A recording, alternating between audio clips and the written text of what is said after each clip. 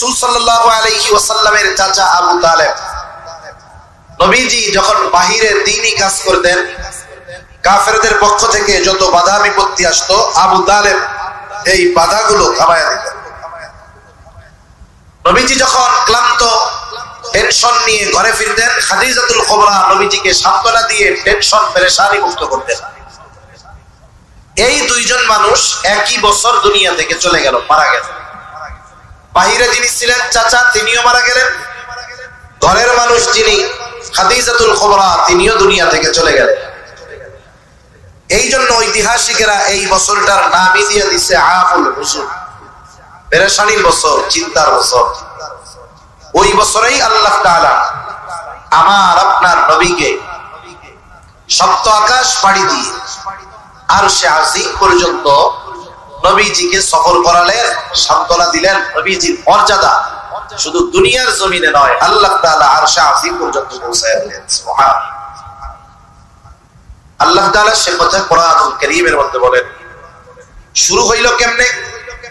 হাতিমে কাবার মধ্যে নবীজি ছিলেন। দুইজন ফেরেশতা আয়েশা ওনাকে ডাক দিয়ে উঠায় নিয়ে গেল জমজম কূপের কাছে।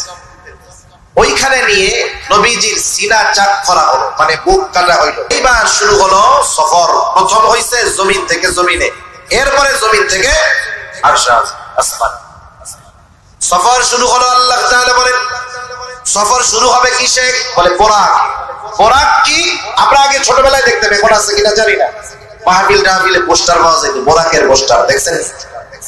বোরাক আমাদের এই অনেক সময় ঢাকার মধ্যে গাড়ির নামও আছে বোরাক, এখনো আছে বোরাক পরিবহন। বোরাক বানাইছে কেমনে? সাদা একটা ঘোড়া দিছে, এর দুইটা ডানা দিছে, মানুষের মধ্যে একটা মাথা লাগাই দিছে, আবার মাথাটা লাগাইছে মাইয়া গো মাথা লেখা দিছে, এটা বলে বোরাক। নাউজুবিল্লাহ। বোরাক কিরকম ছিল? বোরাক হলো গাধার চেয়ে ছোট, খচ্চরের চাইতে বড়। এই দুইটার মাঝামাঝি সাইজের ছিল বোরাক। বোরাকের গতি কত ছিল? নবীজি বলেন বোরাকের গতি প্রতি পদক্ষেপে, প্রতি ধাপে বোরাক দৃষ্টিসীমার শেষ প্রান্ত পর্যন্ত পৌঁছায়া যাইতে পারত। অনেকে কয় বোরাকের গতি হইল 12 গুণ, মানে বিদ্যুৎ। বিদ্যুতের গতি হইল সেকেন্ডে 1,86,000 মাইল। বোরাকের গতি 1,86,000 মাইল প্রতি সেকেন্ডে, প্রতি ধাপে বা প্রতি পদক্ষেপে। এটা ভুল কথা। আচ্ছা, দৃষ্টিসীমার শেষ কোণ পর্যন্ত এর দূরত্ব নির্ণয় করা আমাদের জন্য অতীব অতীব কঠিন। আমরা দুনিয়া থেকে, পৃথিবী থেকে সূর্যকে দেখি, দেখেন তো নাকি? দুপুরবেলায় যখন একটু বেশি প্রখর রোদ থাকে দেখা যায় না, সকালেও দেখা যায়, বিকালেও দেখা যায়। বলেন তো সূর্য কি পৃথিবীর চাইতে ছোট না বড়? কত বড়? 13 লক্ষ গুণ বড়। তার মানে 13 লক্ষ পৃথিবী সূর্য সুন্দর মতো গায়ে ফেলতে পারে। তাই তো ছোট দেখা যায় কেন? দূরত্বের কারণে। দূরত্বের কারণে ছোট দেখা যায়। এর দূরত্ব কতটুকু? 9,30,00,000 মাইল। 9,30,00,000 মাইল দূর থেকে সূর্য দুনিয়াতে আলো পাঠায়।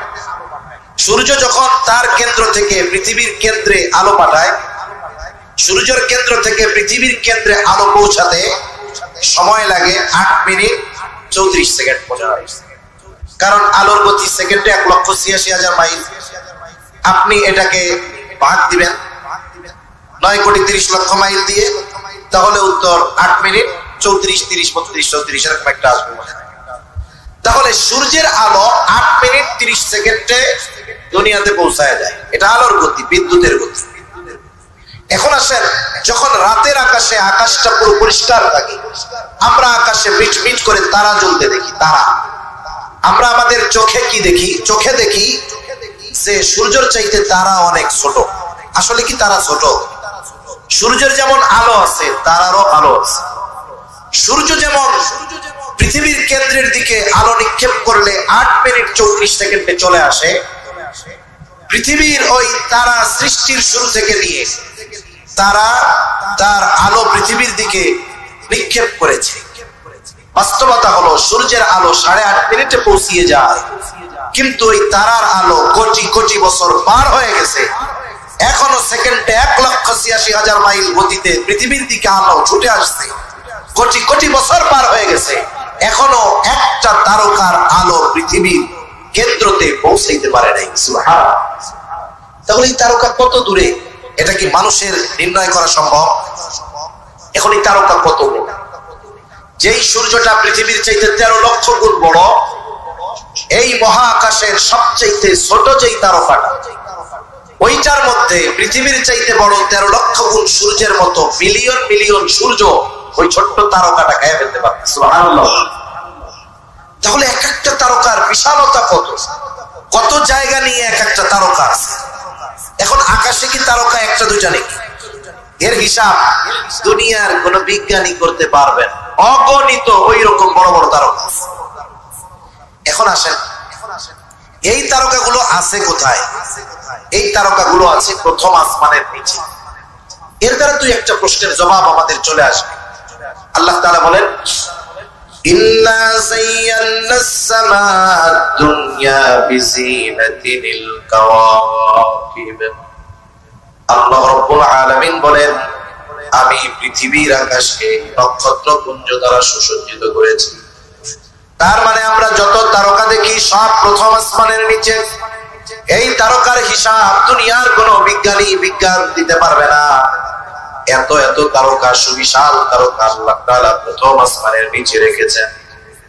ওই কাফেররা, ইসলাম বিদ্বেষীরা এক সময় বলতো, এত দূর বুরাক কেমনে গেল, কেমনে যাওয়া সম্ভব?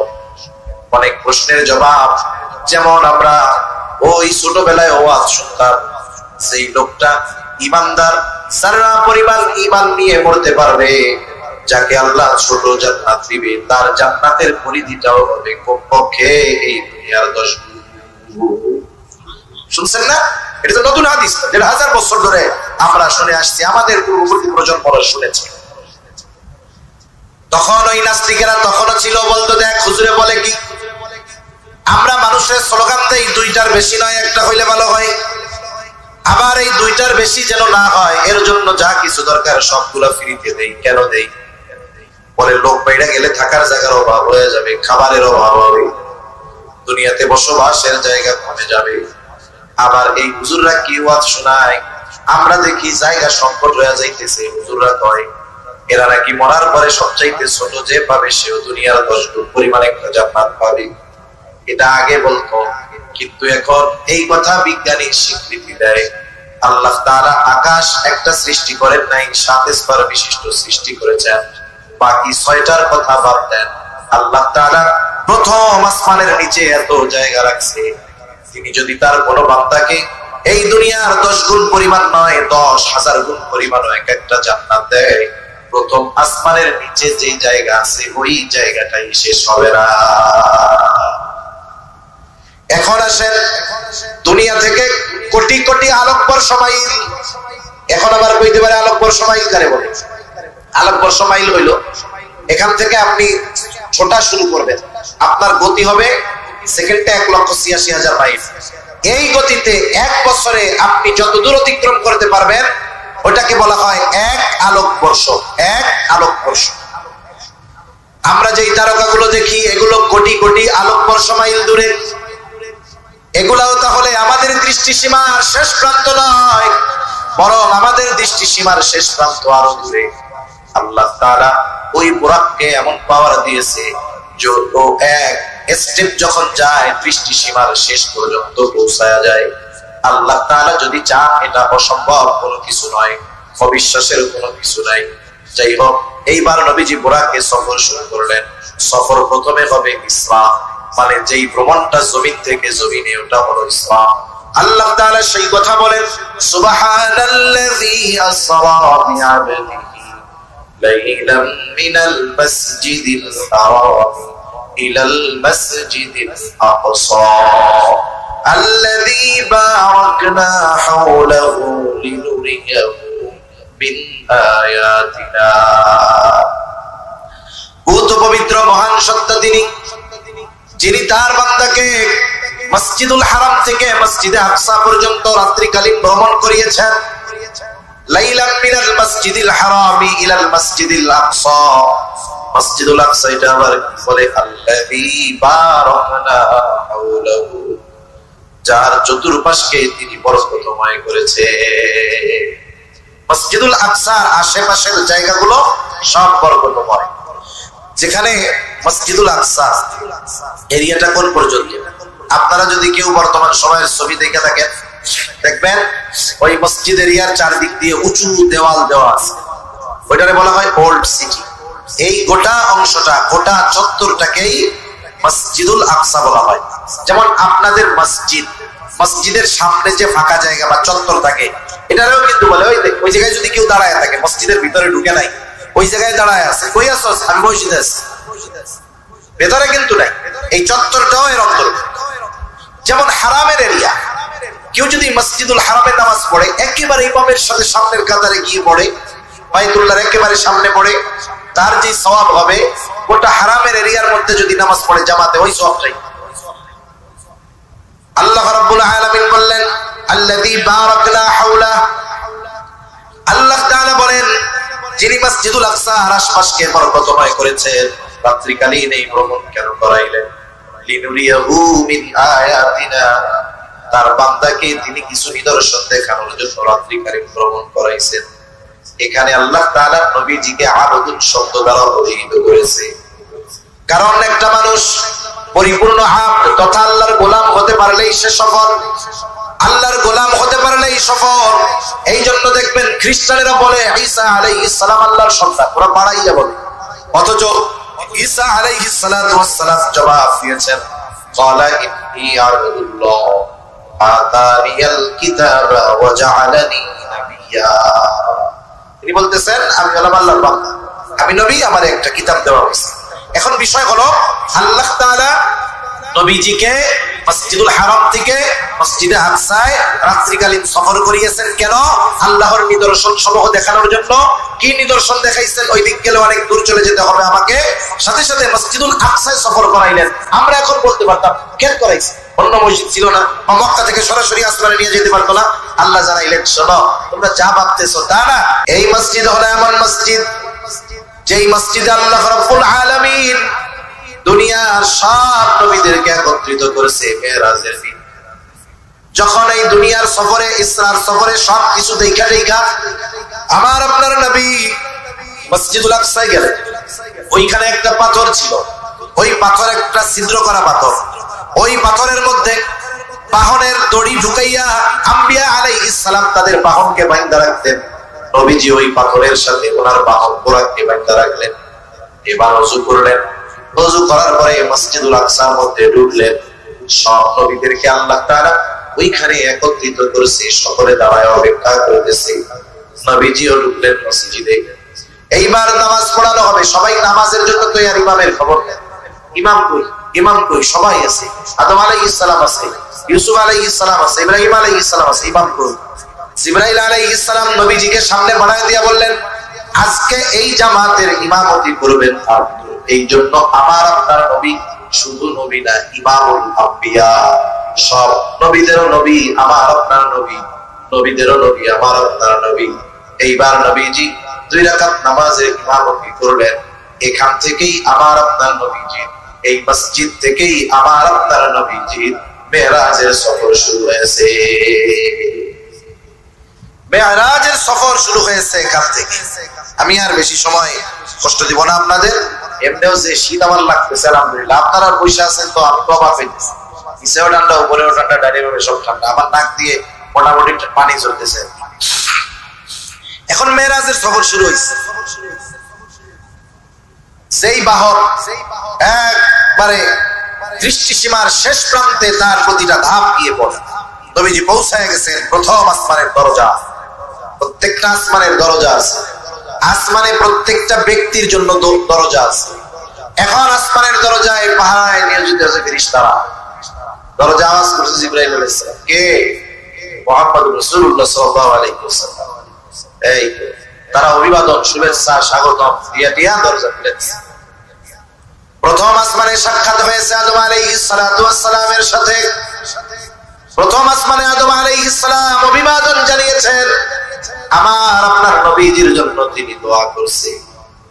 নিচে নামাজ হইছে কিন্তু কথা হয় নাই, উপরে যখন গেছেন ওইখানে কথাও হইছে। এইবার নবীজি আবার দ্বিতীয় আকাশের দিকে সফর শুরু করলেন। ওইভাবে দরজা খুলে দেওয়া হলো। দ্বিতীয় আসমানে আমার আপনার নবীকে ইউসুফ এবং ঈসা ও ইয়াহইয়া আলাইহিস সালাম, এই দুইজন খালাতো ভাই, একজন একজনের খালাতো ভাই, এই দুই নবী আমার আপনার নবীজিকে অভিবাদন জানাইলেন। ওখান থেকে তৃতীয় আসমান দরজা খোলা হলো, স্বাগতম জানানো হলো।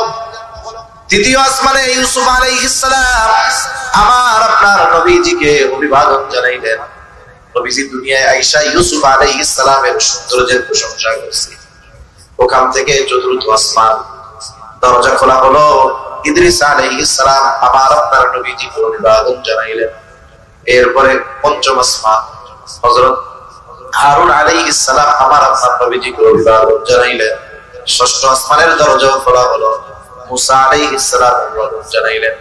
এবার সপ্তম আসমানের দরজা খোলা হলো, সপ্তম আসমানে আছে বাইতুল মামুর।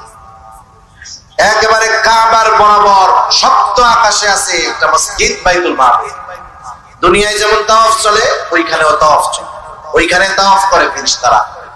এখন ফেরেশতার সংখ্যা কত?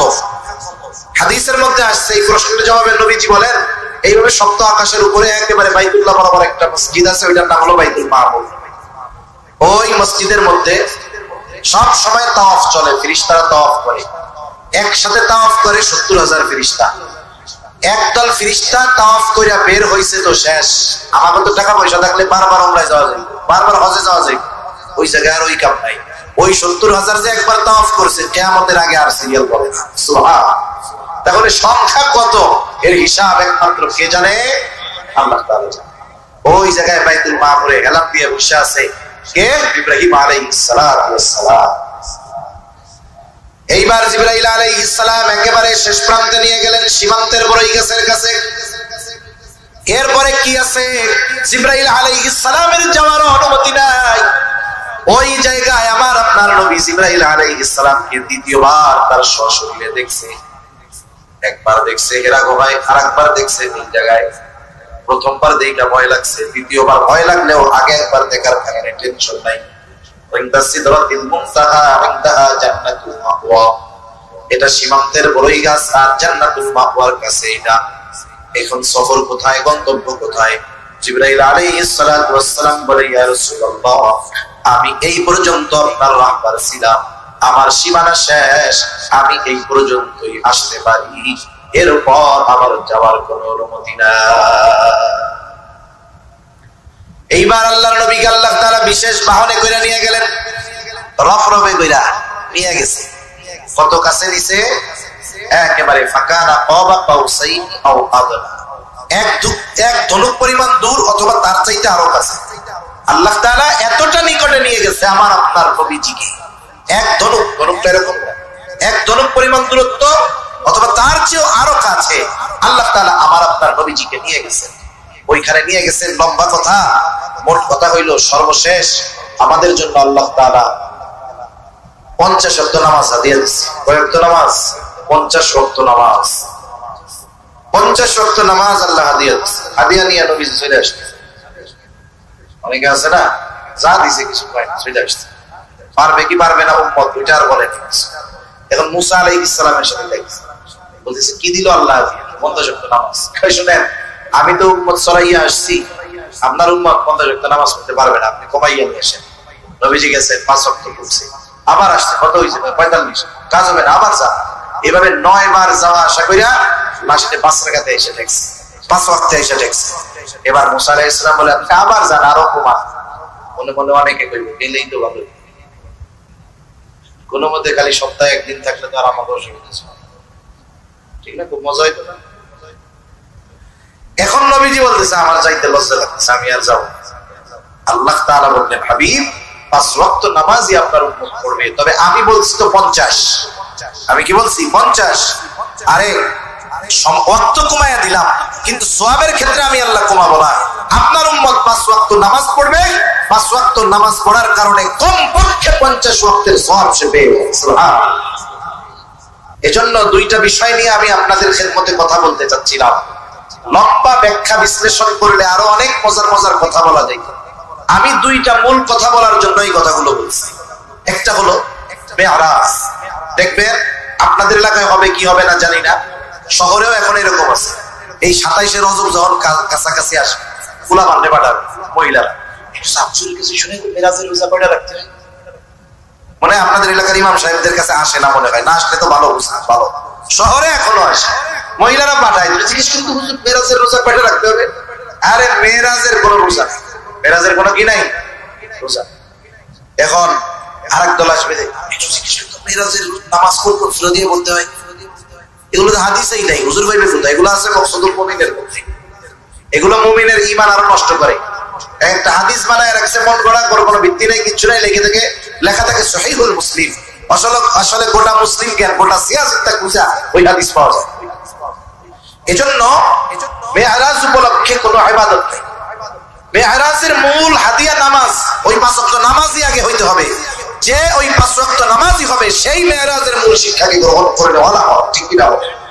এজন্য অনুরোধ থাকবে আপনাদের কাছে, আপনারা পরিশ্রমী মানুষ, পাহাড়ের মানুষ, গ্রামের মানুষ, এরা পরিশ্রমী। একজন মুসাফা করে আর আমি হাত দেখে চিন্তা করি এটা হাত না লোহা।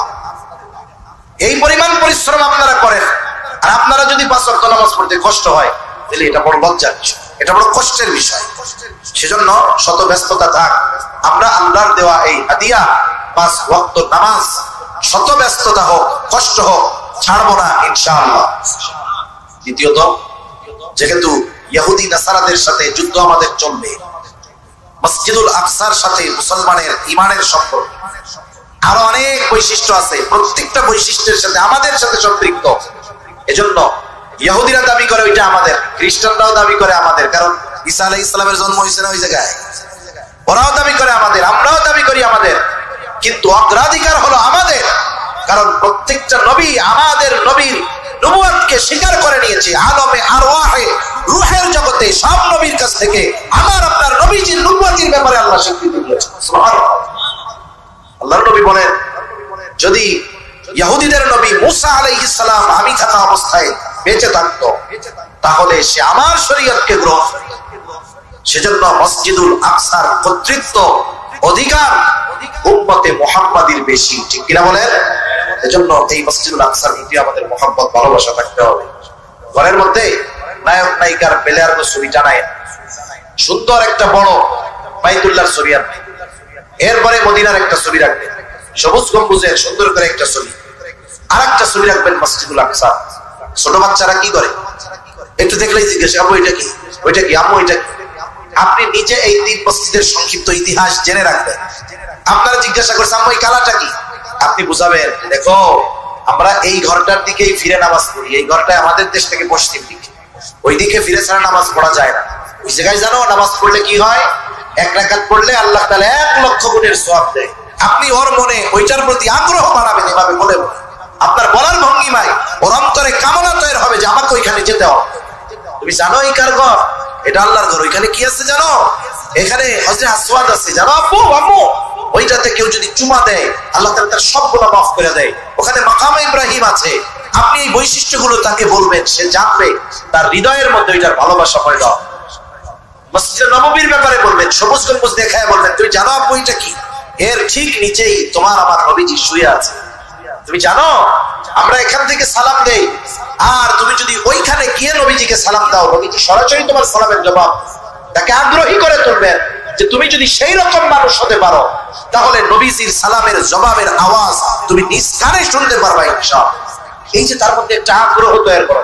মসজিদুল আকসার ইতিহাস বলবেন, এর উপরে যারা জুলুম করতেছে তাদের এই জুলুমের ইতিহাস শোনাবেন, যাতে ওই জালেমদের ব্যাপারে ওই শিশু মনে অন্তরে ওদের প্রতি ঘৃণা পয়দা হয় এবং ওই মসজিদুল আকসার প্রতি তার মহব্বত পয়দা হয়।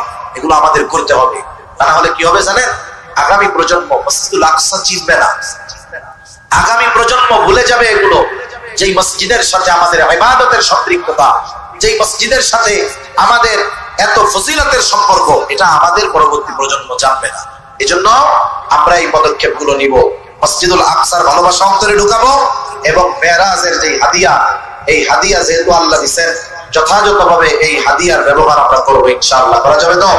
আল্লাহ সুবহানাহু ওয়া তাআলা আমাদের সবাইকে কথাগুলো বুঝবার, আমলের কথাগুলো আমলে পরিণত করার তৌফিক দান করুন।